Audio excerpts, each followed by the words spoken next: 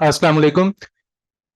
Thank you very much, ladies and gentlemen, for your patience. So, due to some technical glitches, so there was some delay, but we will ensure that each presenter gets ample time. So, with me, the chair of this session is Dr. Faraz Mansoor. He is the consultant anesthesia, and I'm Muhammad Usman Rashid, senior research scientist of basic sciences research. So let's move on to our first speaker, Muhammad Faisal from Shaukat Khanum Memorial Cancer Hospital, Lahore. He will talk about selection of double lumen endobronchial tube size based on size of cricoid ring diameter measured from CT scan of patients undergoing thoracic surgeries at SKMCH. Dr. Muhammad Faisal. So there would be a talk duration of 7 minutes and then 2 minutes for the question and answer after each talk. Thank you very much.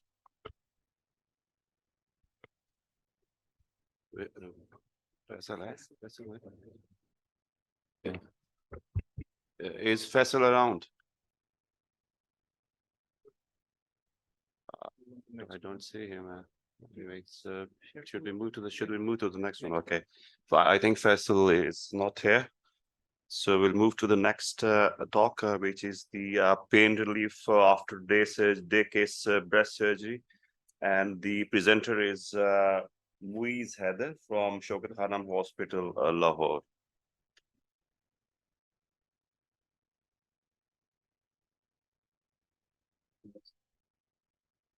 So let's move on to the third speaker. So Dr. Rashda Abbasi from Institute of Biomedical and Genetic Engineering, Islamabad. She will talk about identification of novel leukemia biomarkers for clinical decision making, disease management, and design of targeted therapies. Dr. Rashda Abbasi.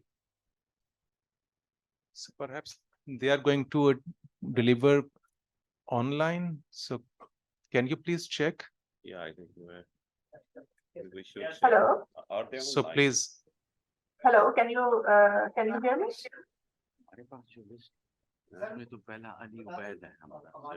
Hello. Hello. Assalamu alaikum, Dr. Rashda. Welcome, sir. Can you hear me? Yes, we can hear you well. So, but we can't see your presentation. No, we can see you. And so you have 7 minutes for your talk, and then there would be a question and answer after your talk. How will I share my presentation? How can I share my screen? So you have to share your screen through in the presentation mode. Okay, let me try that. Full screen. Look for share screen option at the bottom of Zoom. See right at the bottom in the center, you'll see the share screen option. See, I don't see. Yeah. Here okay. Share and then hit share and then select screen. Okay. I think you can see it now, maybe. Yes, we can. So go ahead, please. So I may take around 8 minutes or 8.5 minutes. I'll just try to be brief. I'm Rashda Abbasi, as you have introduced me. I've done PhD from the DKFZ Germany, Heidelberg, Germany, and currently I'm working as a principal scientist at IPGE Islamabad. And I'll be showing you some of our research work on novel leukemia biomarkers for disease management. I hope you are able to hear me clearly. So I'll go to leukemia. Leukemia, as we know, is the blood cancer. We know that blood has a number of different types of cells, and of these, the blood cells, when they transform into cancer, it's called leukemia. And according to GloboScan, the international surveys, we have around 8,000 new cases of leukemia each year in Pakistan. Whereas around 6,000 deaths occur due to this disease, and also according to Shaukat Khanum registry, around 5% of their cases are of leukemia. Leukemia has 4 major types, depending on the type of lineage that it arises from. If it's the lymphoid cells, then it's called lymphoblastic leukemia, and if the disease arises in the myeloid cells, then it's myelogenous. And again, depending on how aggressive the disease is, if it's quickly growing, then we have acute leukemias, and if it's slow growing, then we have chronic leukemias. Of these, the first one, the acute lymphoblastic leukemia, is more common in children, whereas the other types are also found in commonly in adults. Here you can see the major risk factors of the disease. It's an interplay of genetics, lifestyle, and environment, and all these things work together to either generate a low risk, moderate risk, or high risk environment. And the risk biomarkers means that these are the markers that help in the identification of patients that are likely to develop the disease. A biomarker, I'll just briefly go to that. It's a biomolecule, which can be RNA, DNA, or any kind of biomolecule, a circulating cell also, cancer cell, that can help in diagnosis and pathogenesis, understanding of pathogenesis or the therapeutic response of a patient. And it can be used to distinguish between disease status and the normal status. In case of leukemia, we face a number of challenges in terms of biomarkers. First of all, the challenge comes when we have to identify a target, we have to select a target. And then we have the cases where each patient is different from the other patient. So the most appropriate biomarker is a selection of the marker is a challenge. And also, if we have a newly diagnosed case or a relapse case, the biomarkers landscape also changes. Again, the detection of the marker is a question. So which technique should we have to use, or how cost effective the biomarker is? All these things will play a role in the utility of the marker in the clinic.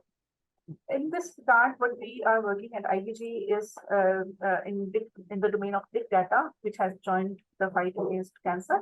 And as we know, in labs, in hospitals, in clinics, we get a lot of huge amount of high quality data, which can be by the tools of big data, can be analyzed for not only for R&D purpose, but for also clinical practice. And I would like to mention here that the 30th September 2021 was the big data for Blood Cancer Awareness Day, and in IBG, we are actively working in this domain. I'll show you some of our results here regarding leukemia. You can see results for genetic factors that we have screened in around 40 patients of leukemia using HD NGS panels, and we came across 16,000 unique factors associated with leukemia. Of these, around 12,000 were associated with lymphoid types of leukemia, and 15,000 were associated with myeloid. And when you look at the common factors that were present in both these lymphoid and myeloid type of leukemias, around 75% factors were common. However, when we investigated further and saw that the functionally important factors were only 22% of these factors were common in both the leukemia types.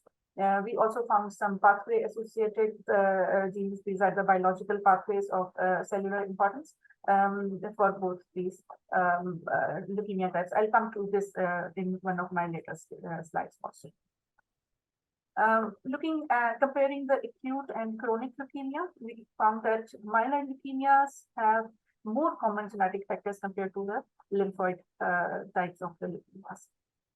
And when we compared all the four types at the same time, we found that the unique genetic factors for each of the leukemia type was quite low number was present, apart from AML, where we have more than 20% of the factors that were uniquely associated with this disease. And on the right side, you can see a distribution map of functionally important genetic factors, which helps us understand in the identification of high risk versus the low risk factors of functionally importance with regards to leukemia.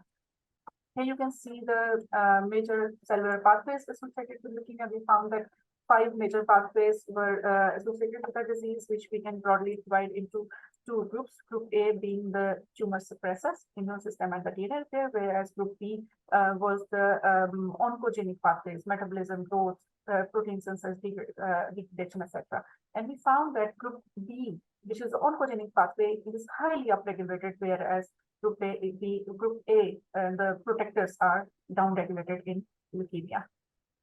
Here you can see infective genetic network plot that we found in Pakistani samples. that we generated for 10 major genes, 10 major players in our system, and their co-expressed genes. You can see the purple ones are the positively correlated genes, whereas the green genes present here are negatively correlated. So from all this huge amount of data, what we want to do is ultimately develop a tool, a machine learning algorithm that can be readily available on the desktop of a clinician, where they can put all the risk scores of a patient, and then it gives them an overall score and helps them in decision making regarding that patient. So I'll conclude my talk here with a take-home message. Always look at the bigger picture instead of looking at individual markers or individual patients. Always look at the bigger picture for effective disease management. Thank you. Thank you very much, Dr. Dr. Rashda. So is there any question for this talk? Thank you very much. So we'll move on to our next speaker. So I came to know Dr. Faisal is also online. Is it correct? Dr. Faisal, Dr. Muhammad Faisal. Okay, so we'll move on to our next speaker, Dr. Ali Abed. He will talk about management and risk factors associated with anastomosis site stricture in patients undergoing minimally invasive esophagectomy experience from a high volume center. So you have 7 minutes, Ali.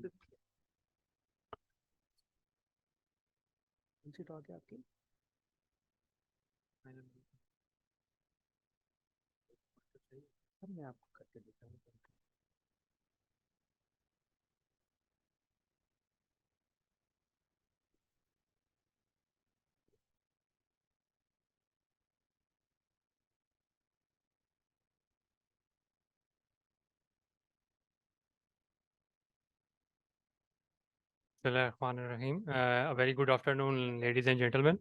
So today I'm going to present my study, which is the management and risk factors that were associated with anastomotic strictures in patient undergoing minimally invasive esophagectomies and experience from a high volume center. So coming on to the introduction. So despite the recent advances and development of new surgical techniques, still the stricture formation with gastric tube interposition remains a post-operative morbidity that eventually leads to a poor quality of life. So it is indeed a burden on healthcare system. So, I mean, the risk factors eventually of the poor blood supply of the gastric tube that eventually leads to the formation of these strictures. So post-operative leakage, poor vascularization, a stapled rather than hand-sewn anastomosis, and patient with a pre-operative history of cardiac or diabetes mellitus, they contribute to the poor blood supply of the anastomotic site. So the literature suggests that these strictures are managed by the serial dilatation through the endoscopy. So the objective of my study is basically to determine these risk factors, different risk factors associated with the formation of the strictures and the management, which we do in our setup. So we study. So coming on to the definition of the stricture, it is basically the symptom of dysphagia that requires the endoscopic intervention. So we devise a standard surgical technique, basically a hand-sewn end-to-side anastomosis is the standardized surgical technique that we use in our surgeries. So we took patients from January 2015 to December 2020 and do a retrospective case control study. So inclusion criteria are basically those patients that underwent the minimally invasive esophagectomy that includes Ivor Lewis 3-stage esophagectomy or transhiatal. Those patients who underwent colonic interposition or those with the malignant stricture or disease recurrence are excluded from our data. So these are the 15 variables that we studied in our study. I will not go into the detail of these, just a brief look into this. So analysis was done by multivariate stratified analysis. So coming on to the result. So basically, we screened 700 patients, out of which 25 were excluded. And out of 675 patients, the 98 patients developed these strictures. So the risk percentage is basically 14%. Now the literature suggests the development of these risks lies between 10 to 40%. So that was comparable to the international data. So we devised a control group and included 452 patients, which is basically in a ratio of 4:1 to increase the power of the study, out of which male were 227 and female were 225. So now this is the first table, which is basically showing the descriptive analysis. You can see here the mean age was 46 and the mean BMI. These are the continuous variable that we study. Mean BMI was 19. And so this is the tumor location. So the mean tumor location that presented in our settings was basically at 30 centimeter from the incisors. And the length of surgery lies on 5 hours. So again, this descriptive status of the ASA and ECOG and comorbidity status shows that ASA with severe systemic disease have 5 patients, with mild systemic disease have 545 patients. And the ECOG status, basically ECOG 1 patients are 450, which is basically 81%. And patients who went esophagectomies have single comorbidity were 88. So now coming on to this busy table, well, I'm sure I will help you to get through this. Now, this is basically the bifurcation of these variables with respect to case and control. So in the red and the yellow are basically the results that were brought by different tests such as chi-square test and independent t-test. So which shows the significance of BMI, the tumor location, the ASA score, and ECOG status have a significant p-value. Now, this is just a significant p-value, while the rest of these variables shows no significant p-value except this comorbidity. So now, with the help of univariable and multivariable regression model, we devise this odds ratio and p-value. So age and BMI has a strong clinical and statistical association with the development of this stricture. Same as endoscopic location of the tumor and the ECOG status has a strong relation, while the comorbidity has a weak relation due to the less significant p-value. So now coming on to the management. Out of these 98 patients, 92 patients underwent endoscopic intervention, which is almost 93%. 18 of them were required by dilatation, while the stenting, and 74 required dilatation, while the 6 patients were managed conservatively. So now the stratified analysis. So basically, a higher age group, a poor ECOG status, and the tumors that are distally located in the esophagus have a strong clinical and statistical association with the development of stricture, while BMI and the presence of a single comorbidity has a weak statistical association. So these are the 5 associations that we brought through our study, while endoscopic intervention remains the management of choice for these patients in our setting, with definitely the good outcome. Thank you very much. Any questions and answers? Thank you very much. Any question? Is there any question? Thank you, Ali. So we'll move on to our next speaker, Dr. Faisal. Is he online now? Yes. Okay.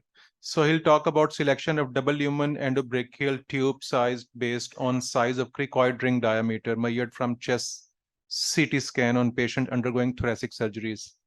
Dr. Faisal. So you have 7 minutes.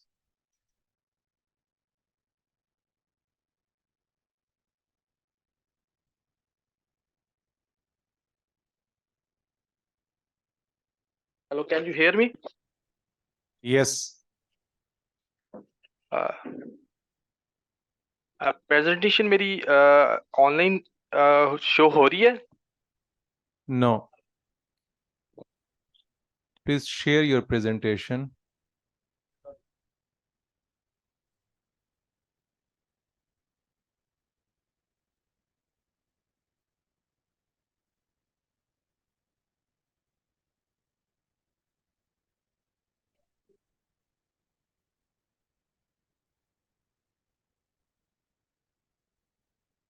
So we'll move on to the next speaker, Miss Aisha Azim. So Faisal, you in the meanwhile, you can just figure out so how to just press the okay. So I'll move on to the next speaker, genetic analysis of ACE2 peptidase domain in SARS-CoV-2 positive and SARS-CoV negative individuals from Pakistan, Miss Aisha Azim. So you have 7 minutes, Aisha. Okay, sir.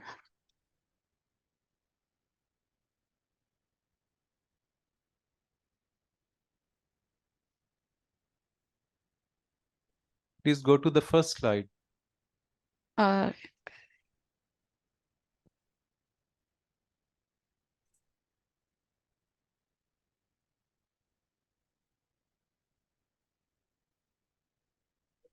Slideshow, please. yes, sir, I'm trying. Just need a minute. Slideshow.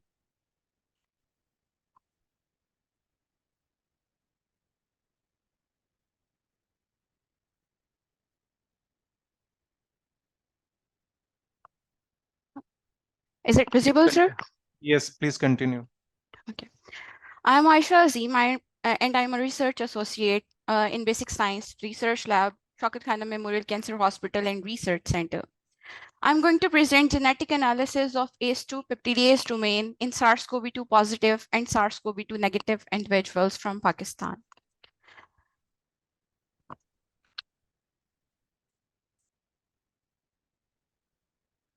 So the outbreak of coronavirus disease 2019 has emerged as a serious pandemic.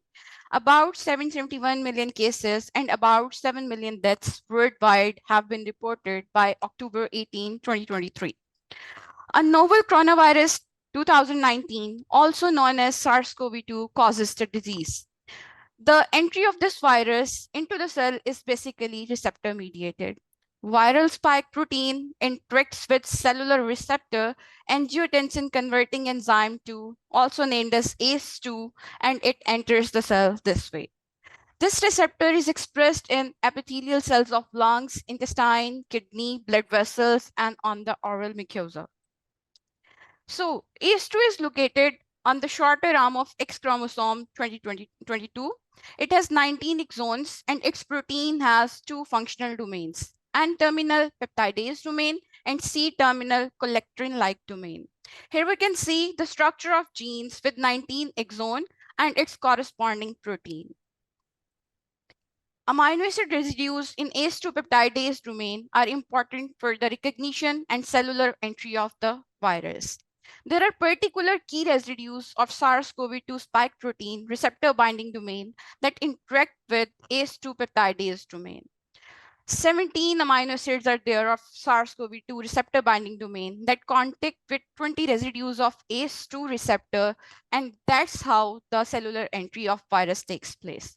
These 20 residues of the receptor are encoded by exon 2, 3, 9, and 10 of ACE2 gene.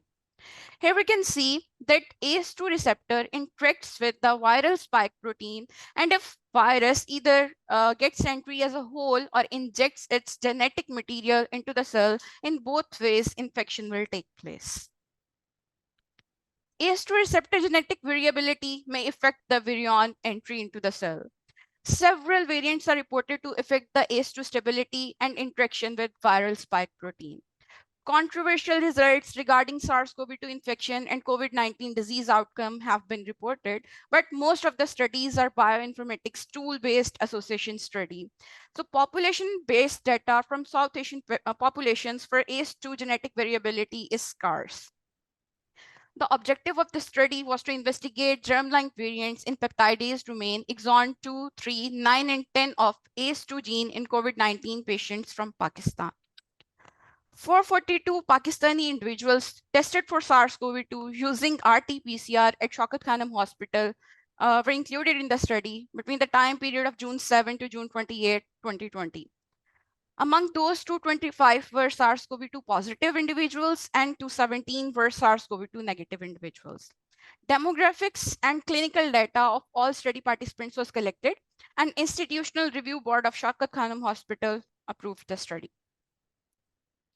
After informed consent, blood samples from all study participants were collected, and the genomic DNA was extracted, and their ACE2 gene exon 2, 3, 9, and 10 was amplified.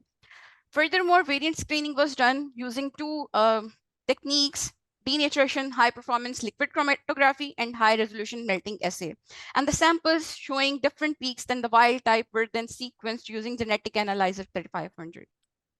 The median age of enrollment for the male participants was 47.9 years, and for female participants was 47 years. This table shows the demographics and clinical data of the study participants. Here we can see that the contact history with another COVID positive individual was higher in the SARS-CoV-2 positive group than in SARS-CoV-2 negative group. And this difference was significant in other groups, such as symptoms, other comorbidities, and other vital signs as well. So in our study cohort, a single nucleotide variant in exon 2 at codon 26 was identified. That was lysine converted into arginine at codon 26. Here we can see the HRM, high resolution melting profile of the study cohort, where blue are the wild type. And these two samples you can see on the screen are showing different peaks than wild type.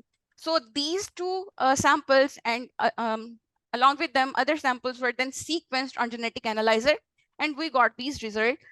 Here we can see in wild type, A nucleotide is present, whereas in mutant, A is substituted by G.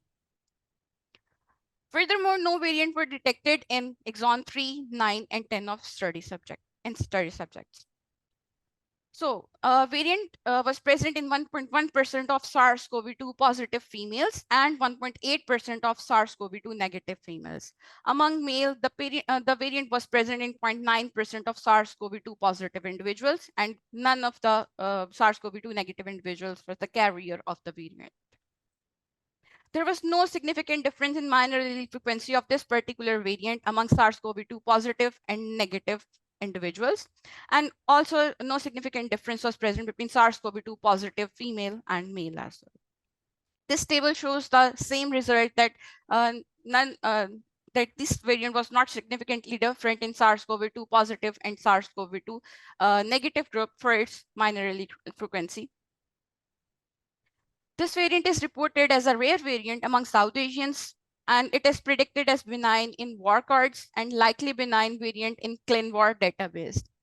Based on above mentioned findings, this variant, lysine converted into arginine at codon 26, was classified as likely benign variant. All three SARS-CoV-2 negative variant carriers remained asymptomatic for COVID-19 disease, whereas the only SARS-CoV-2 positive female that was the variant carrier presented with mild disease symptoms of fever, cough, and sore throat. So in conclusion, a single variant that was lysine converted into arginine at codon 26 was identified in that cohort. Minor allele frequency was not significantly different in SARS-CoV-2 positive and SARS-CoV-2 negative groups. The variant may have no association with SARS-CoV-2 susceptibility in the Pakistani population. So whole gene screening of ACE2 is warranted to clarify its role in the infection. And then I would like to thank Dr. Kashif Siddiq, radiologist, Dr. Usman Hassan, pathologist, Dr. On Raza, consultant infectious diseases, and basic science research team, Rida Sadakat, Amara Shehzad, Humaira Naimi, Dr. Noor Muhammad, and for the effective mentorship of Dr. Muhammad Usman Rashid. This study was supported by Shaukat Khanum Memorial Cancer Hospital and Research Center, Lahore. We also published this paper in 2023 in a renowned journal, Molecular Biology Reports. Thank you. Thank you very much. So is there any question? So we'll move on to the next speaker, Dr. Faisal. Faisal, can you please share your presentation now? Yes, I can hear you and sharing my.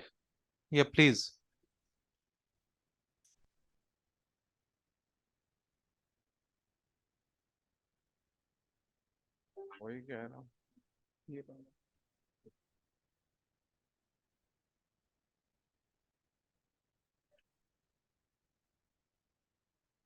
So please share your presentation as well. I'm sharing my I'm trying to share the presentation. I'll appreciate if you could just ask some of your colleague to share your presentation. Otherwise, it's difficult to continue I have- for time.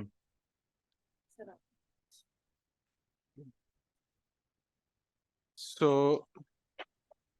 एक green button नीचे है share screen का, आपको नजर आ रहा है वो? जी बिल्कुल शेयर का मैं उसको शेयर करें, उसको शेयर करें, आप प्रेस करें आप। जी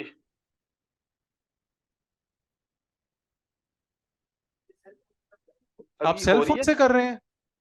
मैंने लैपटॉप से भी किया था और अभी फोन पे भी कर रहा हूँ। पहले लैपटॉप में इशू आ रहा था, अब मैं फोन पे कर रहा हूँ। तो आपको फिर ये जरा फिगर आउट करना होगा, फिर हमारी मीडिया टीम को जरा अप्रोच करें आप। Thank you very much. So will move on to the next speaker. Our next speaker, is there any other speaker online? Yeah, please. Yes, I am. Some. Adiba Zaki.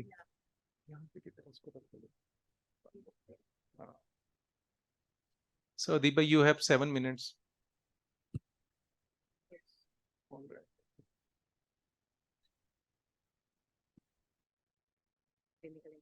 और इसके बाद कौन है?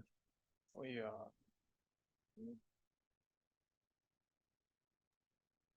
Assalamu alaikum. Can you hear me?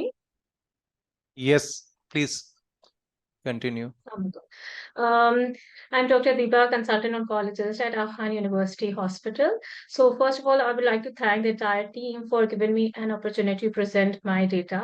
So my topic of the study is clinical impact and efficacy of next generation sequencing and routine practice in oncology, real world experience in LMIC.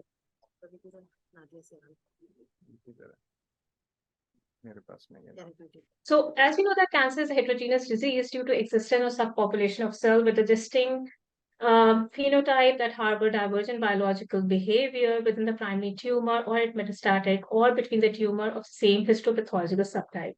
Genetic variation in both the cancer and inherited genome are informative for the hereditary risk, prognosis, and treatment strategy.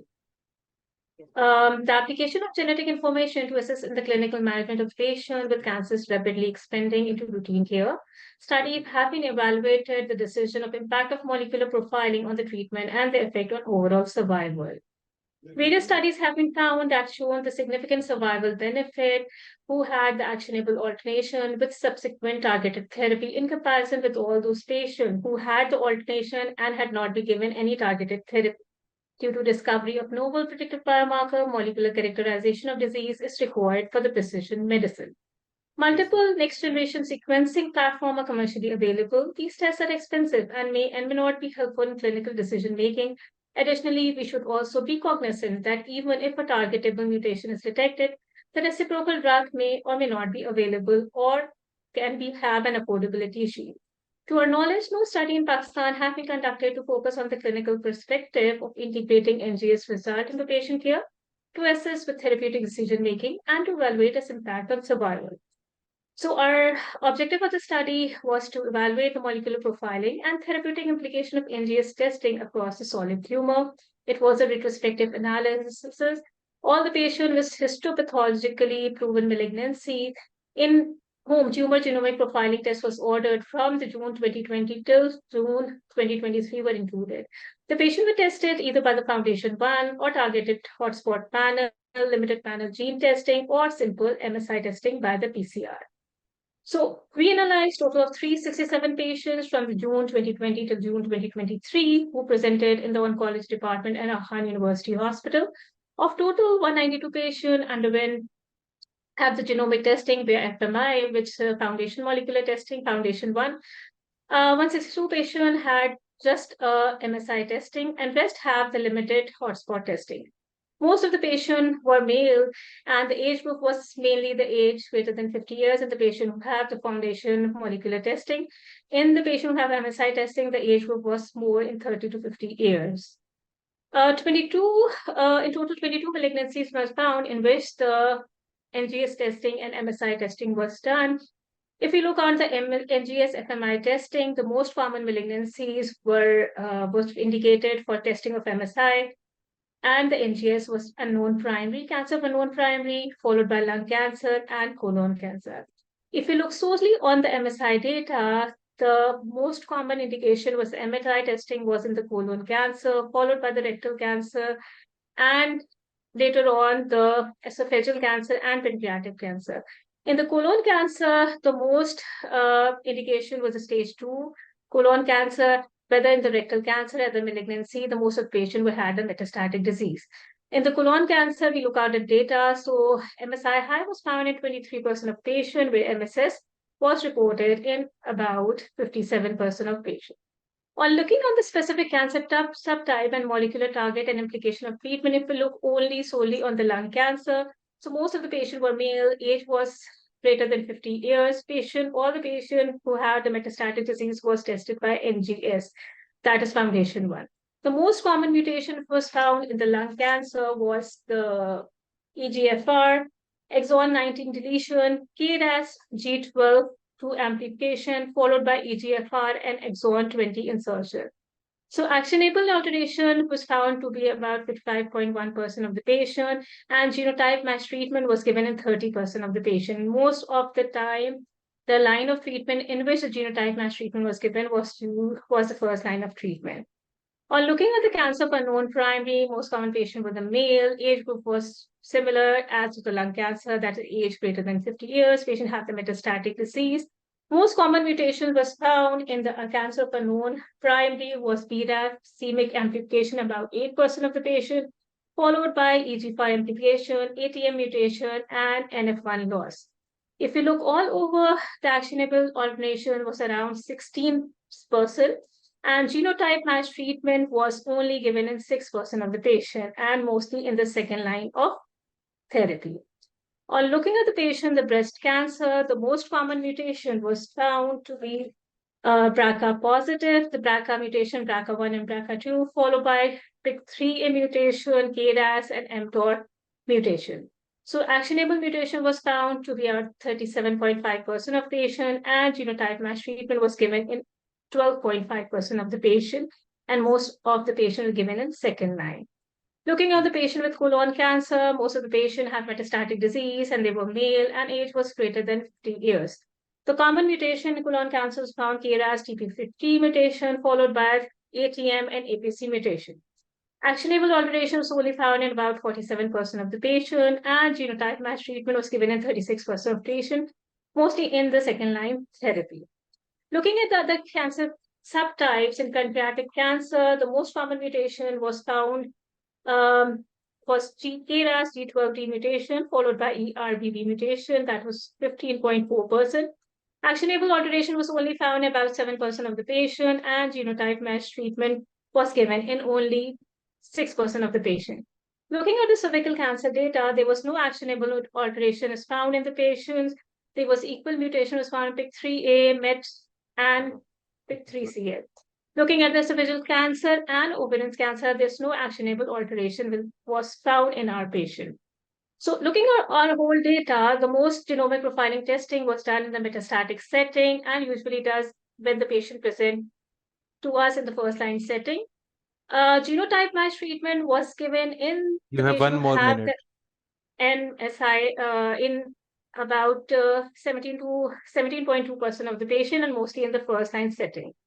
So our research shows that implementation of NGS analysis does support the clinical decision making. However, the results are applicable in small percent of the patient.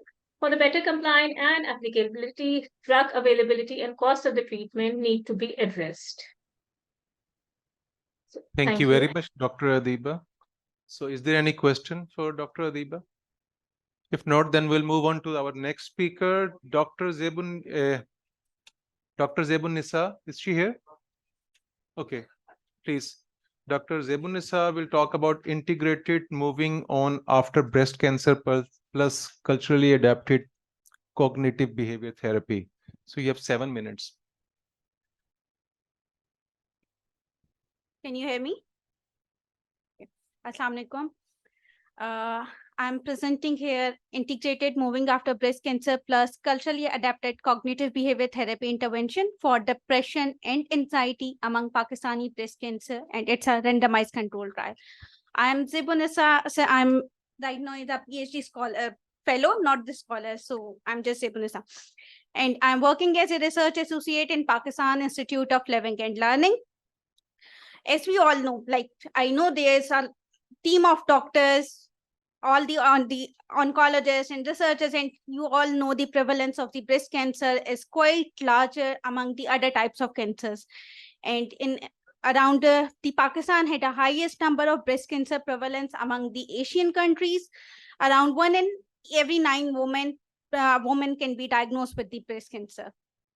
And breast cancer is highly prevalent, highly related to comorbid factor health condition, depression and anxiety. And the aims and objective to reduce the anxiety and depression among breast cancer survivor women. So this particular trial and this particular study is based on the assess the effectiveness of integrated intervention plan moving after breast cancer with cognitive behavior therapy among the women with depression and anxiety. So before planning this intervention, we just conducted some qualitative interviews with the 15 women with breast cancers and their family members, 11 or their caretakers. So on the qualitative interviews, breast cancer survivors reported high level of stress, distress, loss of interest, and highly fear associated with the breast cancer, because like breast cancer and mental health both are stigmatized in our culture. And we all know like breast cancer is associated with certain myths. So these myths are reported in these qualitative interviews, and women reported like they had a fear associated with the breast cancer, like might be possible the illness should be relapsed, and these fears increases the risk of depression and anxiety. So we have conducted this trial with 354 depressed or anxious breast cancer patients, and this study is being conducted in Karachi, Hyderabad, Lahore, Rawalpindi, and Multan. And the one-to-one therapy sessions were delivered to the women with breast cancer on a 4-month period. And the assessments were conducted with the anxiety, depression, self-esteem, health-related quality of life, and satisfaction with the service users on the intervention. So this protocol has been published in Sage Open Medicine. The intervention plan is based on 12 sessions, and 12 sessions are mostly covered the psychoeducation for the breast cancer, how to overcome the relapse, and the self-examination symptoms, and the reduction in the intrusive thoughts or negative thoughts, and to work on the anxiety and depression symptoms, being mindfully, and certain different activities being involved in this intervention plan. This intervention being translated in Urdu, and the sessions was conducted in Urdu and Sindhi language both.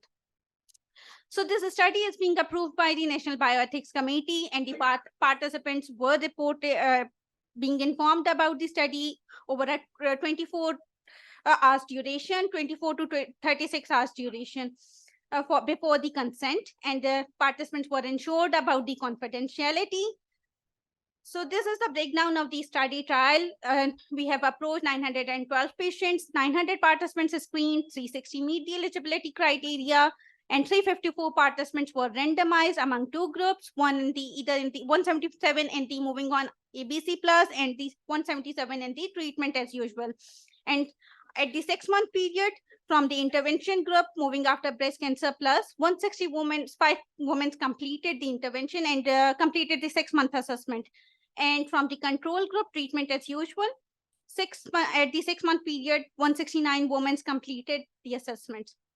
The study findings reported the reduction in the depression and anxiety and intrusive thoughts, and significant improvement in perceived social support and self-esteem and health-related quality of life.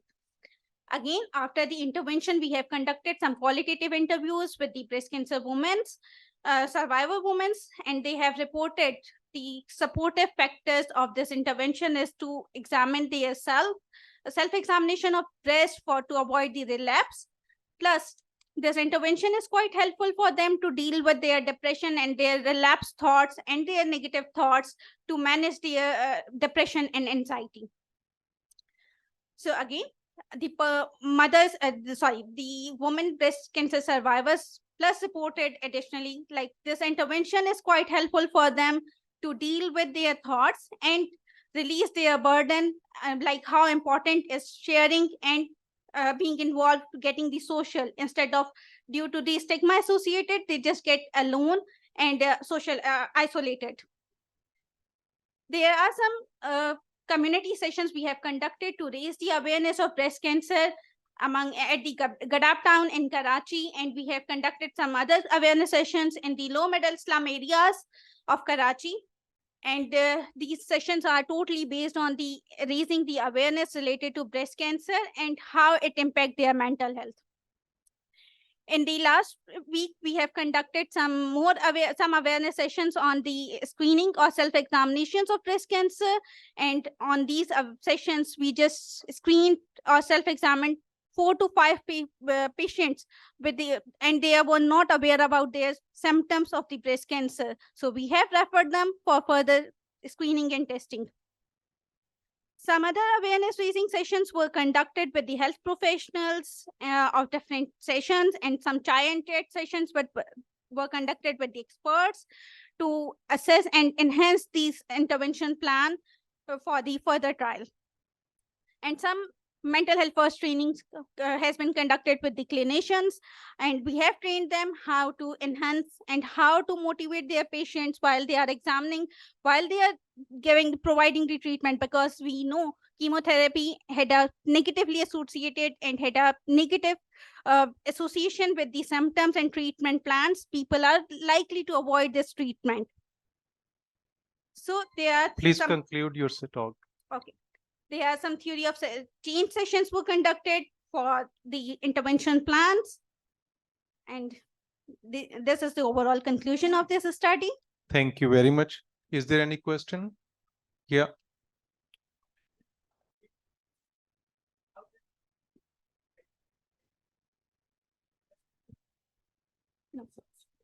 There were scores on the depression is assessed through the patient health questionnaire, and the anxiety is assessed through the generalized anxiety disorder, GET-7 scale. Thank you very much. So our next speaker is Dr. Nadia Sayal. Is she here? Dr. Nadia Sayal. Okay. So the next speaker, Dr. Samar Minella. Okay, she is here. She'll talk about safety and efficacy comparison of low molecular weight heparin versus direct oral anticoagulants for treatment of venous thromboembolism in cancer patients, a retrospective study in a tertiary cancer hospital in Peshawar. Assalamu alaikum and good afternoon. Today in this prestigious event, I am going to present my research paper, which is titled is Safety and Efficacy of Low Molecular Weight Heparin versus Direct Oral Anticoagulants for the Treatment of Venous Thromboembolism in Cancer Patients. Dear audience, as you all know, the risk factors of VTE are cancer, obesity, respiratory disorders, immobility, previous diagnosis with VTE, cardiovascular events, recent trauma, as well as old age. The risk of VTE is 5 to 6 times higher in cancer patients, and it carries a higher mortality. Anticoagulants such as low molecular weight heparin, direct oral anticoagulants, and unfractionated heparin are used in the VTE prophylaxis and treatment. In cancer patients, the common practice is the use of low molecular weight heparin, but there are associated complications, like due to its parenteral route of administration, the pharmacokinetics in us is unpredictable because there is erratic absorption.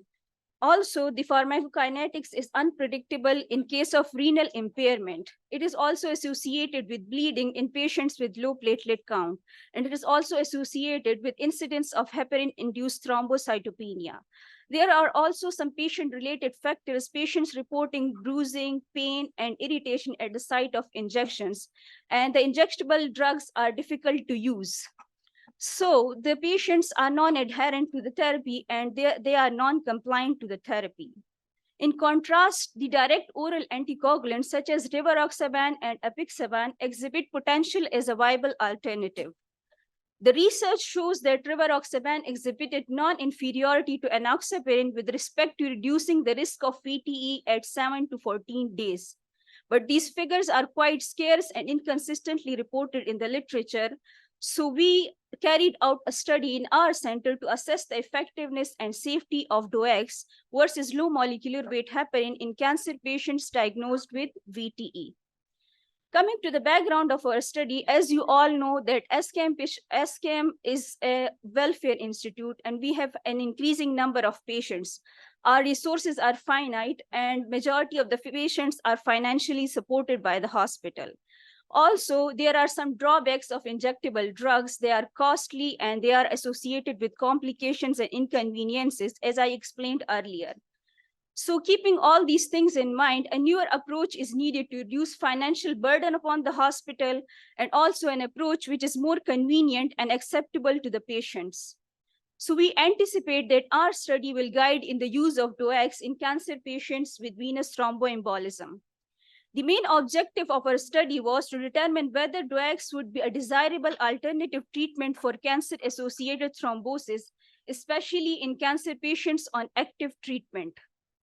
Coming to the materials and methods, we carried out a retrospective studies in SKM Peshawar.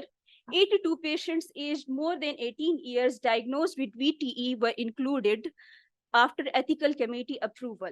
Frequencies were calculated for age groups, gender, comorbidities, cancer type, platelet count groups, creatinine clearance groups, type of VTE, anticoagulant use, and recurrence of VTE. Our exclusion criteria was anticoagulant therapy duration shorter than 30 days.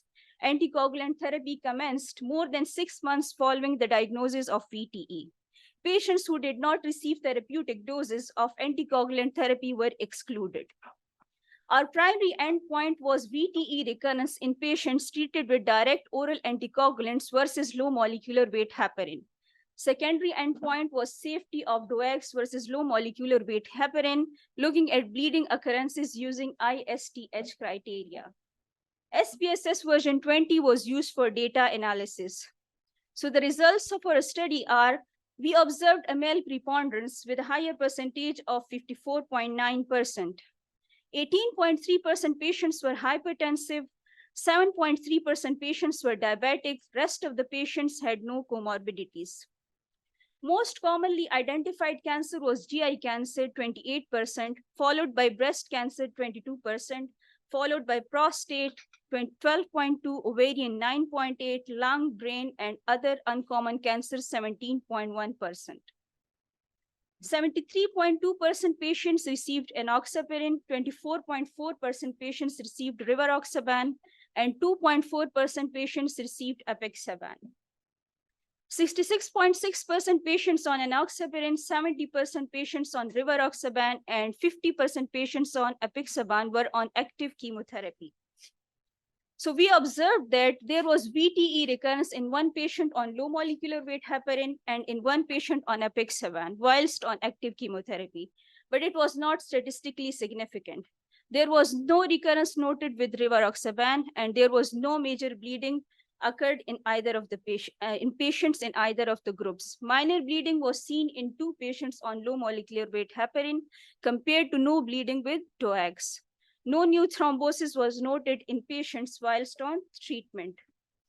So our study concludes that DOACs are a viable alternative to low molecular weight heparin for the management of VTE in cancer patients, as no statistically significant events of recurrent VTE and bleeding are noted.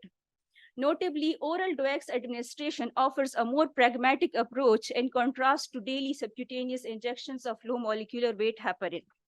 Ultimately, the selection of the specific anticoagulant therapy depends upon a comprehensive discourse between the patient and the physician. Our study has several limitations as well. It's a retrospective study. Our sample size was small. It's a single center study. There is limited diversity in cancer types. There is limited DOACs variability because we compared only 2 types of DOACs. There is limited generalizability because the findings are confined to healthcare setting in Peshawar only. The future directions in this regard are, we need to compare additional DOACs, including dabigatran and endoxaban. We need to include more diverse range of cancer types and stages. We need to assess the patient-related outcomes as well, the quality of life, treatment satisfaction, and adherence to the treatment. We need to carry out an economic analysis, cost evaluation, resource utilization.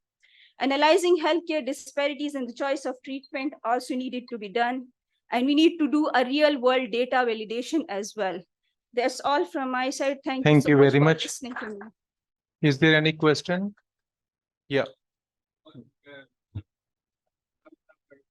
Yeah. So all these drugs were given in the therapeutic doses. Sir, for rivaroxaban, the dose was 20 to 40 milligram as, yes. So there is another question. Yeah, so I saw that there was no bleeding in your Yeah. report, albeit the sample size not big enough. But should there be bleeding, what do you do in case of rivaroxaban or apixaban? Should there be bleeding on oral? They should Is not there a be, way of reversing it?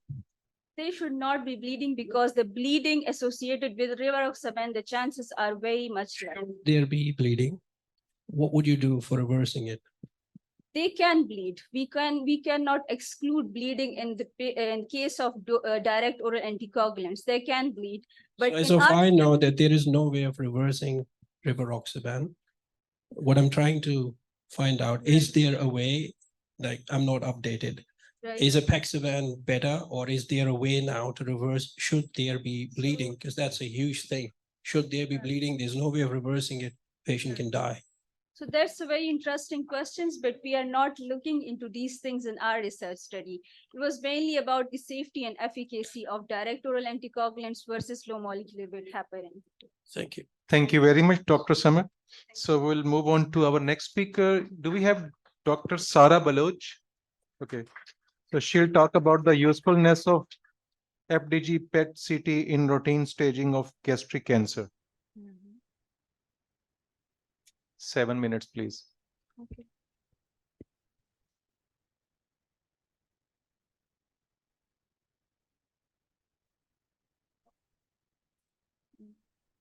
मैं आगे करूँगी यहाँ से होता जाएगा हाँ जी बाहर उनको भी शो हो जाएगा जी बिल्कुल ठीक है yeah next ठीक है Assalamu alaikum everyone and good afternoon. I'm first of all, I would like to extend my gratitude to the organizing committee of this annual research symposium for providing us this opportunity to present our papers here. My name is Dr. Sara Baloch and I'm working as a medical oncology resident at Shaukat Khanum of Peshawar. Now coming to the title of my presentation, it's basically about the usefulness of FDG PET-CT in routine staging of gastric cancer. It is a retrospective analysis that me and my colleagues carried out in a tertiary care cancer center. Now, I would divide my presentation into the following fields, and due to time limitations, of course, I would just briefly touch upon the most crucial points of our study. And once I've gone through all the slides, I will hopefully open it up for a fruitful discussion. Now, coming to the background of our study, why we wanted to carry out this research in the first place? What's the rationale behind this research? So I would avoid using a lot of jargon. So anyone who has joined us and is not well aware with gastrointestinal oncology would also understand us better. So gastric cancer is a leading cause of cancer-related mortality worldwide. And its preoperative staging is very crucial in appropriate management. So in case of resectable gastric cancer, preoperative staging measures such as computed tomography, barium studies, and endoscopy, all of them, they offer limited accuracy. This is why invasive procedures like staging laparoscopy is usually used to stage the gastric cancer and then divide the cancer into whether it's a metastatic disease or non-metastatic. So there are three things that I want all of you to understand. First is that if a gastric cancer is resectable, usually the routine treatment modality that we are using is chemotherapy and combined with complete surgical resection. In case of metastatic disease, we do not resect the tumor, and any invasive procedure or radical therapy is considered a futile option. So this is why we wanted to calculate the accuracy of PET-CT in routine staging of gastric cancer in order to avoid any invasive procedures such as laparoscopy. So even though PET-CT, which works on altered glucose uptake by the neoplastic cells, it's widely used in esophageal cancers and gastroesophageal junctional tumors. But in case of gastric tumors, its use is limited. Now, why is that? It's because most common type of gastric cancer, that's the diffuse and mucinous types, they are deemed non-avid on PET-CT. So, but in our institution, that is Shaukat Khanum Hospital, we routinely do gastric PET-CT in staging of gastric cancer. So, the rationale behind our study was whether PET-CT enables us to avoid invasive procedures like laparoscopic staging laparoscopy. Now, coming to the objectives, there is an imminent need to streamline the staging process of patients with gastric cancer. We carried out this retrospective analysis with one aim in our mind. That was to evaluate the usefulness of PET-CT and optimize the staging process in order to avoid unnecessary radical therapies. The materials that we used. So after seeking approval from the institutional review board, we collected data of patients who were diagnosed with gastric adenocarcinoma on biopsy specimen from January 2017 to December 2022. That's around 5 years of data. And in total, we collected data of approximately 219 patients. The variables that we collected were TNM staging of the gastric tumor, the FDG avidity, the laparoscopic, the finding of metastasis on laparoscopy, and also the site of tumor. We also excluded certain patients. So our exclusion criteria involved patients who had gastroesophageal junctional tumor and also those who had esophageal tumor. Why did we exclude those patients? It was because, as I mentioned earlier, we are routinely using we are routinely using PET-CT for esophageal and gastroesophageal junctional tumor. So there was no point adding those patients to our study. Then we analyzed our data using SPSS. Now, coming to the staging, so as per the guidelines, the patients are first staged using a contrast-enhanced computed tomography of chest, abdomen, and pelvis. It's followed by a PET-CT and then staging laparoscopy. All of this is for illnesses that are T2 or beyond. Then metastatic disease. Metastatic disease is defined as any gastric tumor which is spread beyond the D2 lymph nodes. So how did we collect measure the efficacy of PET-CT? That was that if any gastric tumor that was avid on PET-CT beyond the D2 lymph nodes was metastatic. Now, coming to the results of our data, I would just go through a few variables that we collected. So as you all can see on the screens, hopefully, that we collected data, the demographic variable, approximately 62.6% of the patients were male and 37.4% were female. Then the tumor characteristic. So 81.7% of the patients had intestinal type of gastric carcinoma and only 18.3% had diffuse type. Coming to the tumor histology, 74% of the patient had poorly differentiated adenocarcinoma, 19.6% had moderately differentiated, and only 1.4% had well differentiated gastric adenocarcinoma. Now, coming to the main part of our research retrospective analysis, that was the tumor avidity. So why PET-CT is not routinely used is because PET-CT is because gastric tumor is deemed non-avid on PET-CT.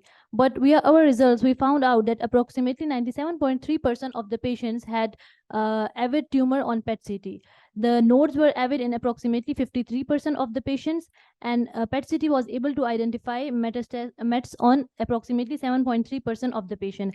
As for laparoscopy, approximately 24.7% patients had metastases that were identified via laparoscopy. Now, our results showed that PET-CT identified unsuspected mets. What's basically unsuspected is those that were not identified on the previous CT scan. So PET-CT identified metastasis in 16% of the patients, and out of these 16, 10 these metastases would not have been visible at subsequent laparoscopy. It means that these metastases were either deep mediastinal, cervical, or retroperitoneal. Please conclude your talk. All right. So our conclusion, we concluded that PET-CT is able to identify metastasis in 7.3% of patients with non-junctional gastric carcinoma, most of which would not be identified by conventional staging method. This presented patients receiving futile radical therapy. So thank you so much. And our study concludes that there is an area of research needed to be done in this sector, and FDG avid PET-CT should be used for conventional staging of gastric adenocarcinoma. Thank you very much. Is there any question? No? Yeah. So there is a question, Dr. Saba. There is a question. You need to answer. So you said that 7 point, sorry, I'm not being a nuisance here, but me and Dr. Atif here, we report PET CT and gastric, so No, just it's an okay. area of our interest. 7.3% you said it was able to pick up metastases. Yes. Does that mean 93% of the time it didn't? It did. I just didn't understand that So one. it did pick the gastric tumor. No, It's no, about the metastases, the gastric metastases are picked up 7% of the time. Does that mean 93% of the time it didn't? so 100% of the patients we collected data. It does not mean that 100% of the patients were metastatic. All of them were not metastatic. 7.3% had metastases. Yes. And it picked it. Yes, Okay, it so picked. the frequency might be 100%. Yes, it could be. It could be. Okay. Excellent presentation. by the way. I have a question, sorry. So are these metastases, you mean mentoperitoneal metastases or any metastasis? So as I mentioned, I think you missed the point, but I mentioned that PET CT identified deep retroperitoneal, cervical, and mediastinal. Some of that won't be able to identify, that won't be identifiable via routine conventional methods, that laparoscopy, because laparoscopy cannot pick up the cervical or mediastinal metastasis. Can we have this presentation if you don't mind? Yeah, sure. You can take Thank it from me. Thank you very much. Welcome. Thank you very much, Sarah. Now, the last presentation is by Nadia. Nadia Sial from Armed Forces Institute of Bone Marrow Transplant. She's online. Is she?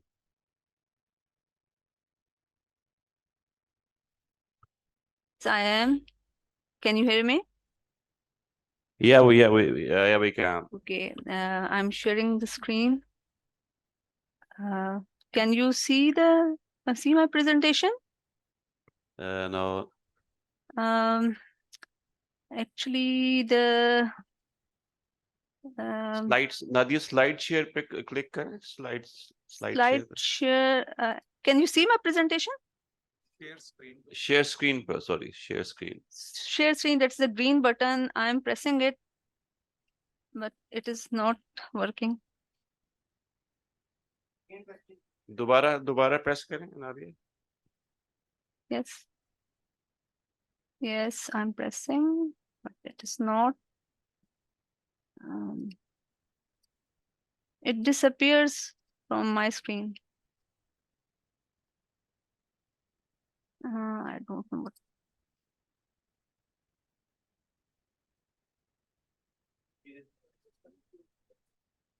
The mouse is not working.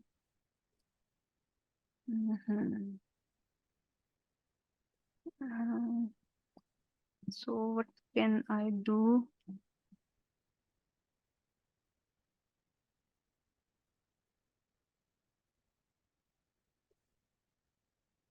Ma'am. Hello. Yes, Nadia. Yes. Camera display लाएं, फिर share screen पे click करें. I'm clicking the share screen button, but it's not working.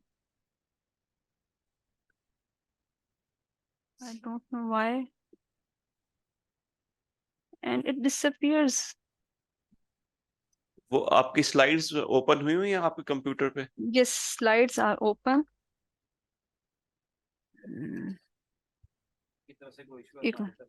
Yes, slides are open.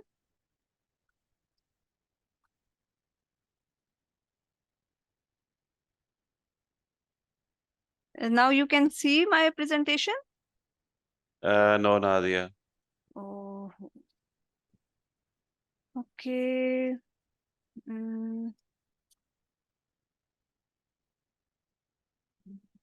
don't know where the option is.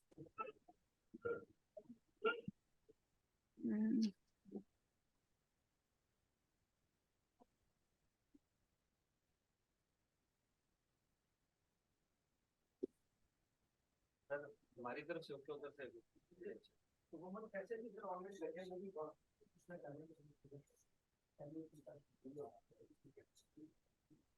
Okay, we'll move to Dr. Faisal. He is online now. Okay. किसकी Dr. Nadia की? 244. जी. IT assessment. Oh, so. Mhm.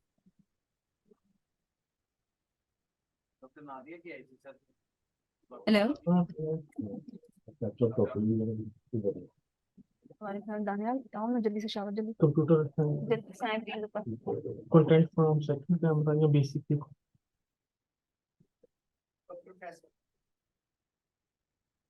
Professor, can you share your screen, please? I mean presentation. अगर share करें. ये भी दोबारा से issue दोबारा आ गया प्रेजेंटेशन का दोबारा पहले शेयर हो गई थी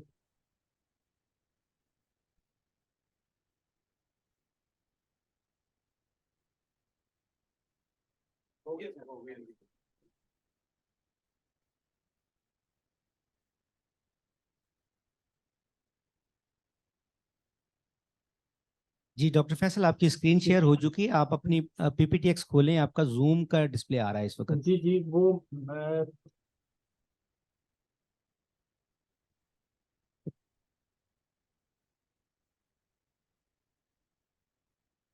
आप इसको पहले मिनिमाइज कीजिए उसके बाद अपना पावर पॉइंट फाइल ओपन कीजिए पावर पॉइंट को ही पहले ओपन हो रही थी अभी दोबारा फिर इशू रहा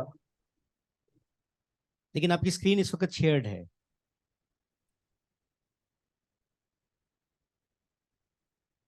आपका जूम का पेज जो है वो हम देख सकते हैं प्रेजेंटेशन नहीं आ रही स्क्रीन के ऊपर ना जूम आ रहा है लेकिन प्रेजेंटेशन शो नहीं हो रही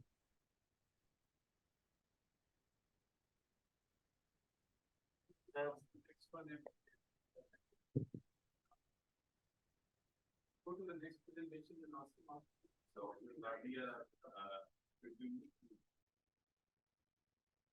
separately offline to you guys that they were Dr. Nadia, are you still online? Yes, I'm still online. Can you try it again? Where there is no option for share screen.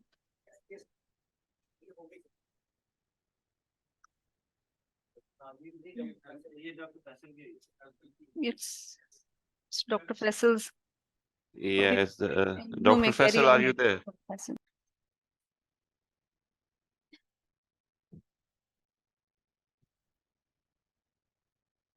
जी doctor Faisal आप unmute कीजिए और आपकी power point slide share हो चुकी है you can start now Okay. I am Mohammed Faisal, working as a resident doctor in anesthesia department. The topic of my today's discussion is selection of double human endobronchial tube size based on cricoid ring diameter measured on chest CT scans of the patients undergoing thoracic surgeries at Shaukat Khanum Hospital, Lahore. Thoracic anesthesia is always a challenging case for anesthesiologists, because it requires isolation and collapse of the lung for appropriate surgical exposure. One lung ventilation can either be achieved by double lumen endobronchial tubes in adult populations or with bronchial blockers in pediatric populations or patients with difficult airway anatomy. For one lung ventilation and isolation or collapse of the lung, the most important step is the selection of double lumen endobronchial tube size. So the conventional recommendations of DLT size selections are based on height and gender methods, but multiple studies have been conducted so far, but discrepancy exists among them. With the advancement in radiological investigations and innovation, it has become possible to measure the anatomical parameters of airway, such as bronchial diameter, tracheal diameter, and cricoid ring diameter. As cricoid ring is the narrowest part of the airway and is the only complete ring in the airway. So the majority of the time when the double lumen tube passes through the airway, it faces the resistance from the cricoid ring diameter. Therefore, the objective of my study is the correlation of cricoid ring diameter with DLT size selection and its efficacy. This prospective study was carried in Shaukat Khanum Hospital, Lahore, and total 60 patients were enrolled during 6 months durations. How the study was started.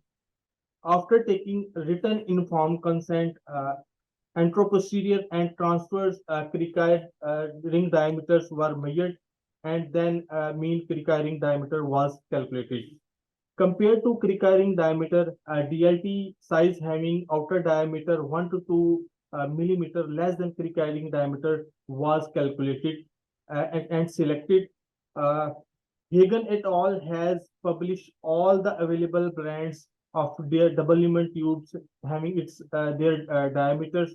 So there was no issue of selecting or opting or choosing the outer diameter of double lumen tubes.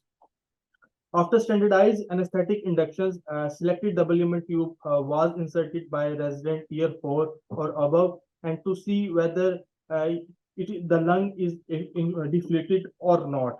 And then the data was compiled and analyzed.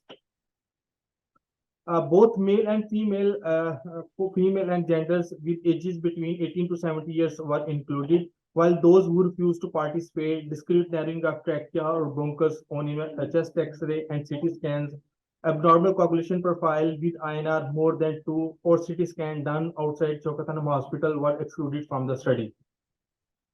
So coming into the results.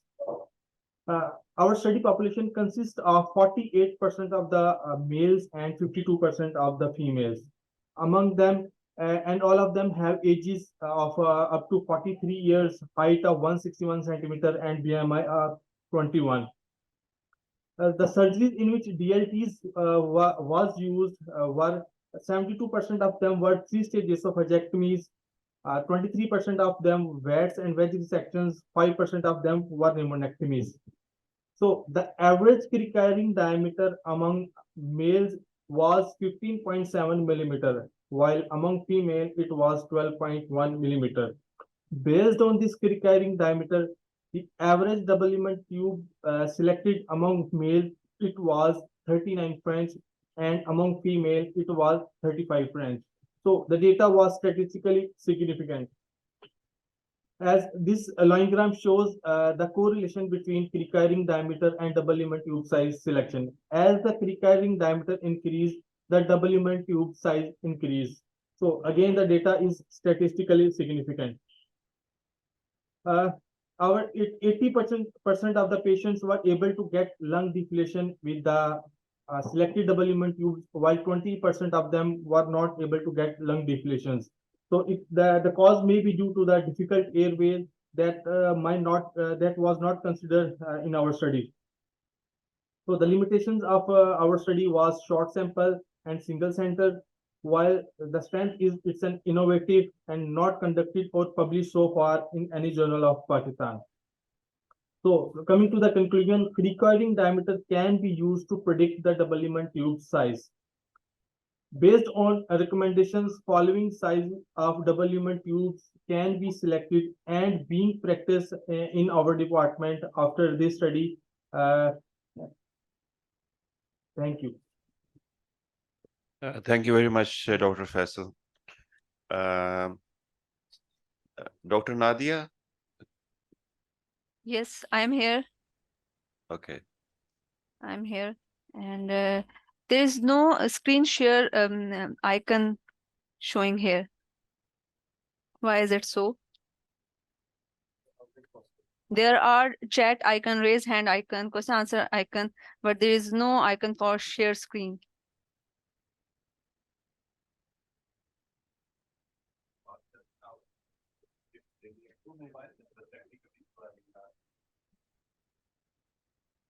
Ji doctor Nadia, आप अपने cell phone से कर रहे हैं या आप I'm on desktop. You are on desktop. But it's not possible कि जी ये green button जो है वो ये तो by default होता है. Yes, it is by default and it is not showing here. Why is it so? मैं वही कह रहा हूँ कि ये तो Zoom में by default हर एक ऐप में होता है. ठीक है, अगर आपका या तो आपका वर्जन जो है वो ओल्ड वर्जन है जिसमें ये स्क्रीन शेयर नहीं हो रहा. वर्जन कौन सा है? Updated version है. It's an updated version. Or okay, sir, can we do this if you start my presentation over there and I speak from here? आपने अपनी फाइल सेंड की है पहले? Yes, I have sent. Okay, ठीक है, आप हम यहाँ से फाइल आप शेयर करते हैं, ठीक है, आप फिर उसको 18 है बेटर हाँ? नहीं है नहीं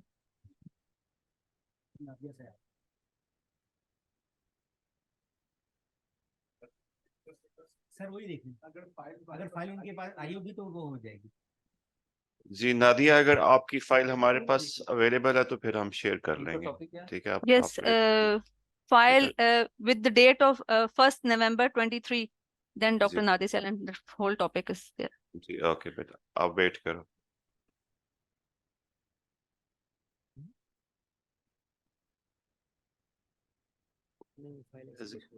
नादिया अजीज के नाम से है, Nadia? No, it's Dr. Nadia Syal. Okay.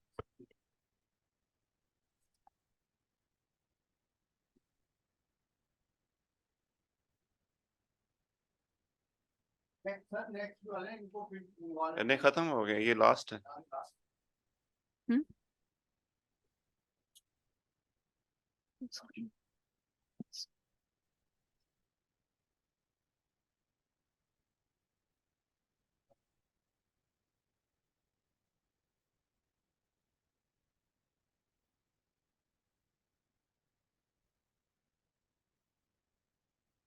File नहीं मिल रही।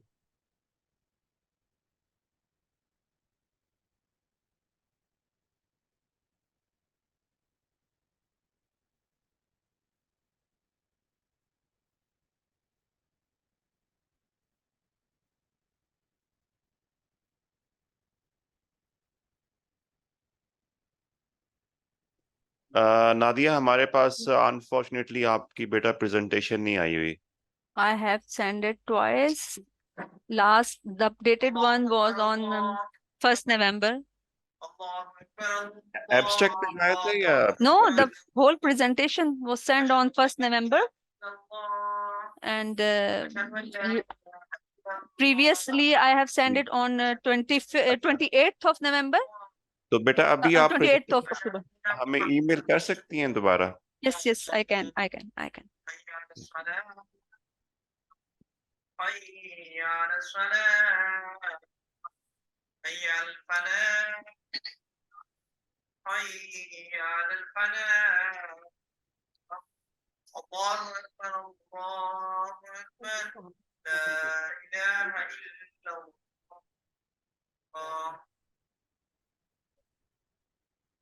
नहीं वो टाइप करना पड़ेगा, टाइप करना पड़ेगा ना।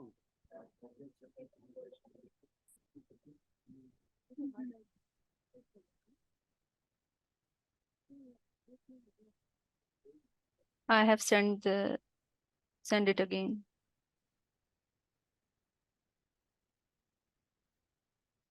जी अभी बताते हैं आपको बेटा, don't worry.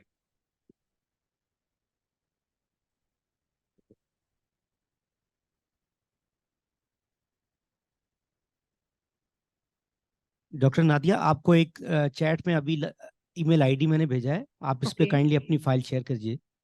Okay. In the नहीं हो रहा chat. उनसे शेयर।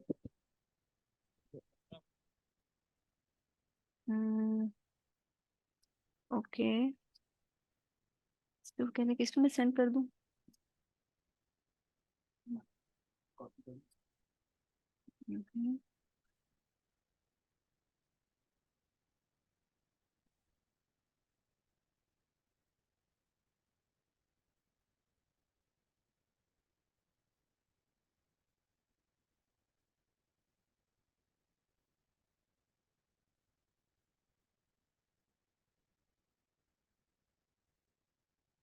अभी हो जाएगी। डॉक्टर नादिया, आप परेशान ना हो, ठीक है? No, I'm not worried. Don't worry. Thank you.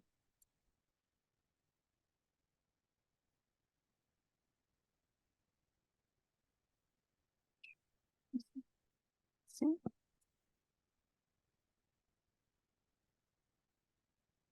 Okay.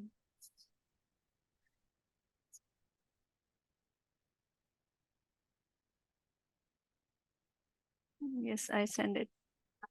अच्छा जी, okay.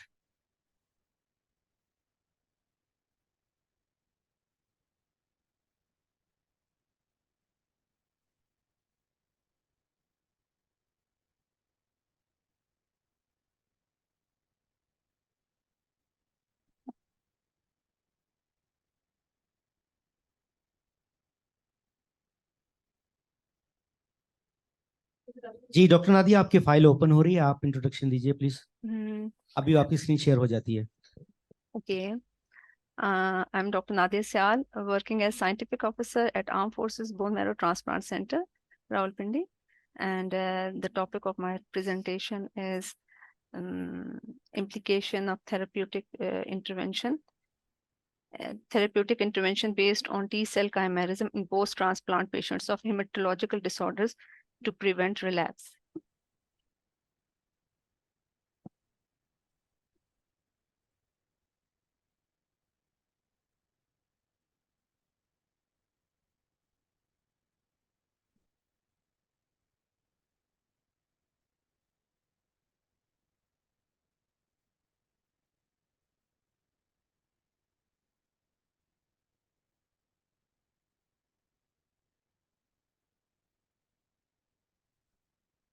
So hematopoietic stem cell transplantation remains the sole curative option for many hematological disorders. Among various post-transplant complications, relapse is a significant problem which can be detected by mixed donor chimerism or molecular marker if available. To prevent relapse and remission, to achieve remission, timely therapeutic intervention is required. And we have mainly three options, treatment options that we can offer. That is the immunosuppression withdrawal, chemotherapy, and immunosuppression withdrawal, and DLI, donor lymphocyte infusion. Primary objective was to assess the implication of immunosuppression withdrawal on donor lymphocyte infusion and chemotherapy to improve the mixed donor chimerism status and the risk of relapse. Secondly, we want to assess the early lineage-specific chimerism effect on overall survival, disease-free survival, and GVHD-free survival. The study was designed. Retrospective data of 84 patients was collected for haploidentical and related transplant donors during the period of 2016 to 2023, who had chimerism assessment in whole blood, bone marrow, CD3 and CD15 at day 30, 60, and 90.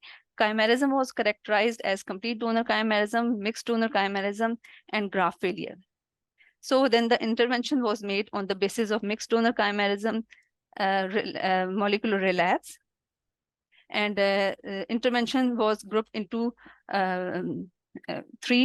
four groups rather: immunosuppression withdrawal group, chemotherapy, DLI, and donor combination of chemotherapy and DLI. And its outcome was determined on the basis of conversion of mixed donor chimerism to mixed donor chimerism and increasing mixed donor chimerism, death, or the relapse. Statistical analysis was done on SPSS for survival analysis and descriptive statistics. Results are, next slide, please. 84 among these 84 patients, 43% of the patients were ALL. AML and CML patients were 25 and 26%, while 6% of the patients were CML. Okay. In match-related donor transplant was done in 70 patients, while haploidentical transplant was done in 14 patients. Mean age of the patient and donor was 25.9 years. When we see the complication post-transplant patient, most of the patients had a mixed donor chimerism, while GVHD and GVHD was in 29% of the patient, and graft failure was in 2% of the patient, and relapse was in 29% of the patients. Post-transplant mixed donor chimerism was higher in at day 30 and day 60 in CD3 and CD15 cells, while in blood and marrow, mixed donor chimerism was high in at day 60. Intervention was done in 14 patients. Mean T cell chimerism was 73.6 with the range of 38 to 99%. In these four groups of intervention, 14% of the patient achieve complete donor chimerism, and none of in chemo and immunosuppression withdrawal group and DLI and chemo group, while it did not achieve in DLI group. Death or relapse was not observed in chemo and immunosuppression withdrawal group. Here it seems that chemo and immunosuppression withdrawal group seems superior to DLI and combination of DLI group. If we see the status of post-therapeutic intervention, 43% of the patient improved the status, and while 21% did not improve. However, 36% of the patient died before the desired outcome, which shows that and in these 36% of patients, most of the patients were from DLI and DLI plus chemotherapy group. Survival was better in those patients who had complete donor chimerism at day 90, with the overall survival of p-value 0.01 and 0.03 in disease-free survival. However, GVHD-free survival has no association with the chimerism status, and overall survival and disease-free survival of day 30 and day 60 had no association with the chimerism status. Limitations of the study was that there are less number of patients in each group of the intervention. It was a retrospective and non-randomized study, and mixed chimerism was in a wider range. So we have to narrow down it or group it into in a larger number of patients. And the non-disease related mortality is a competing risk factor due to which we cannot determine the superiority of any intervention. So it can be concluded, therapeutic intervention has a potential to improve the mixed donor chimerism and reduces the risk of relapse. It needs further validation with controlled randomization, and it also needs to standardize the monitoring interval and the level of mixed donor chimerism at which intervention can be made. Disease-specific markers or donor chimerism assessment in disease-specific cells along with bone marrow examination will be more helpful to monitor the MRD and reduces the risk of relapse. So these were the references, and I am thankful to all of you for listening and patience. Thank you very much, Dr. Nadia. So Nadia was the last presenter, and I think we have finished the oral session.